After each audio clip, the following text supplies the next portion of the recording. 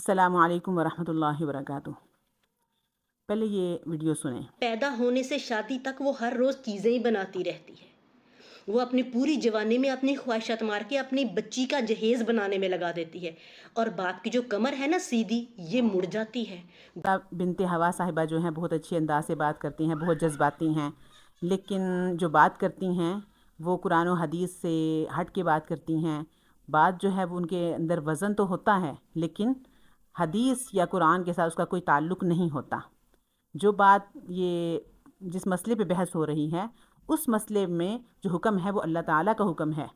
اللہ کا حکم ہے وَمَثْنَا وَثُلَاثَ وَرُبَاع، 2 شادیاں کرو، 3 کرو یا 4 کرو، لیکن اگر تم انصاف نہ کر سکو تو فواحدتاً ایک ہی کافی ہے۔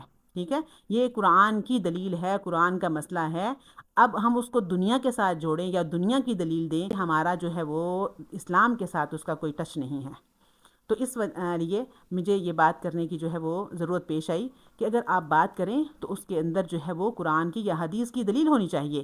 یہ جو آپ نے مثال دی ہے کہ بیٹی جب پیدا ہوتی ہے تو ماں اس کا جہیز بنانا شروع کرتی ہے، اور جب تک وہ بڑی نہیں ہو جاتی ماں اس کے لیے جہیز تیار کرتی رہتی ہے، اور باپ جو ہے وہ ساری زندگی بیٹی کے جو ہے وہ یہ بارات کے لیے جو ہے وہ کھانا کھلانے کے لیے کمائی کرتا ہے، اس کی کمر ٹیڑھی ہو جاتی ہے۔ تو یہ تو کوئی دلیل نہ ہوئی۔ ٹھیک ہے، دیکھیں جہیز کا تصور قرآن میں ہے اور نہ ہی احادیث میں۔ اسی طرح بارات کو کھانا کھلانا نہ احادیث کا حکم ہے، نہ سنت رسول ہے، نہ قرآن کا اس میں جو ہے اس کا قرآن مجید میں اس کا حکم ہے۔ ٹھیک ہے، باقی جو آپ دوسری بات کر رہی ہیں دوسری شادی کرنے کی، تیسری یا چوتھی شادی کرنے کی، اس میں دیکھیں نا، اس میں اللہ تعالیٰ کا بھی حکم ہے کہ اگر تم انصاف نہ کر سکو تو ایک ہی کافی ہے۔ اللہ کی طرف سے زبردستی تو نہیں ہے، اللہ کا حکم زبردستی تو نہیں دیا جا رہا، یا حدیث میں جو ہے زبردستی جو ہے عورت کو کہا جائے، مرد کو کہا جائے کہ تم شادی کرو۔ ٹھیک ہے، اگر کہا جا رہا ہے تو اگر تمہارے اندر انصاف کی طاقت ہے، ہمت ہے، انصاف کر سکتے ہو، تو پھر انصاف کے بغیر جو ہے یہ کام نہیں ہوگا۔ ٹھیک ہے، اگر تمہارے پاس اتنی مالی جو ہے وسعت ہے تو تم دوسری شادی کرو، تیسری شادی کرو، چوتھی کرو۔ اگر تمہارے پاس ان وسائل میں سے کچھ نہیں ہے، ٹھیک ہے، تم بیویوں کے حقوق ادا نہیں کر سکتے، بیویوں کے اخراجات برداشت نہیں کر سکتے، بچوں کے اخراجات برداشت نہیں کر سکتے، تو پھر شادی کرنے کی ضرورت نہیں ہے۔ ٹھیک ہے، پھر انصاف جو ہے وہ اس کو پہلے جو ہے وہ رکھا گیا ہے۔ ٹھیک ہے، اللہ تعالیٰ نے اگر حکم دیا ہے تو انصاف کا ضرور کہا ہے، فواحدتاً، بس ایک ہی کافی اگر تم انصاف نہیں کر سکتے۔ اور دوسری جگہ فرمایا تم بیوی کے اگر حقوق ادا نہیں کر سکتے، جو ایسے اس کو ایسے چھوڑنے کا المعلقہ، جیسا کہ لٹکی ہوئی نہ ادھر کی نہ ادھر کی۔ جو بات آپ کر رہی ہیں، دنیا کی مثال دے رہی ہیں، اس کا تو تصور ہے ہی نہیں اسلام میں، کہ جہیز کا جو ہے جہیز جو ہے وہ بڑی مشکل سے دیا جاتا ہے، یا جو ہے وہ بارات کا کھانا بڑی مشکل سے پورا کرتا ہے۔ تو یہ ساری باتیں جو یہ دنیا کے رسم و رواج ہیں، یہ ان کا شریعت کے ساتھ، حدیث کے ساتھ، اللہ کے احکام کے ساتھ کوئی تعلق نہیں ہے۔ اگر ہے شریعت میں تو صرف ولیمہ ہے، وہ بھی مرد کرتا ہے، عورت کی طرف سے کچھ بھی نہیں ہے۔ ٹھیک ہے، حضور صلی اللہ علیہ وسلم نے اپنی بیٹیوں کی شادیاں کی، کیا ان میں جہیز تھا؟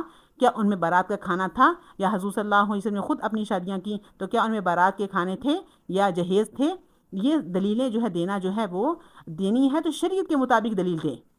جیسے مولانا مفتی طارق مسعود صاحب کے بارے میں آپ نے بات کی، تو مفتی طارق مسعود صاحب جو ہیں وہ ایک مفتی صاحب ہیں، وہ عام بات نہیں کریں گے، وہ دنیا کے رسم و رواج کے مطابق بات نہیں کریں گے، وہ تو بات کریں کہ قرآن و حدیث کی روشنی میں۔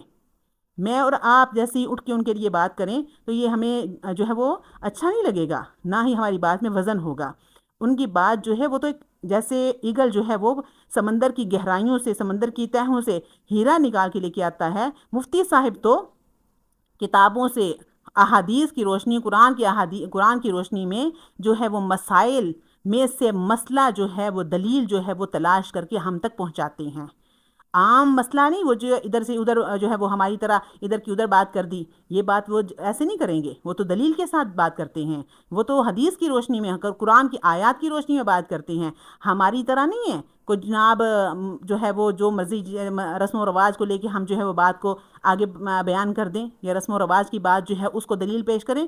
یہ دلیلیں نہیں ہوتی، دلیل وہ ہوتی ہے جو قرآن کی روشنی میں ہو، دلیل وہ ہوتی ہے جو حدیث کی روشنی میں ہو، دلیل وہ ہوتی ہے جو حضور صلی اللہ علیہ وسلم کی سنت کی جو ہے وہ اس میں سے سنت کے مطابق ہو۔ ٹھیک ہے، آپ کے طریقے میں ہو یا صحابہ نے اس طرح کیا ہو، اس کو دلیل کہیں گے۔ یہ دنیا کی مثال دے کہ جہیز کی یا بارات کا اور جہیز کا تصور اسلام میں ہے ہی نہیں ہے، یہ تو رسم و رواج ہے، ان لوگوں نے تو خود بخود جو ہے یہ ایجاد کر لیے ہیں۔ اللہ کا نہ حکم ہے، نہ اللہ کے رسول کا حکم ہے، نہ صحابہ کا طریقہ ہے، ان میں جو ہے سراسر یہ دنیا کی داری ہیں، ٹھیک ہے؟ تو میری بہن سسٹر، آپ جو ہے جذبات سے ہٹ کے بات کیا کریں، اور دلیل جو ہے وہ قرآن سے یا حدیث سے دیا کریں۔ یہ بات جو ہے رسم و رواج کی کر کے تو اپنی بات میں وزن جو ہے وہ پیدا نہ کریں، اور لوگوں کو جو ہے مطمئن کرنا ہے تو قرآن و احادیث کی روشنی مطمئن کریں۔ شکریہ۔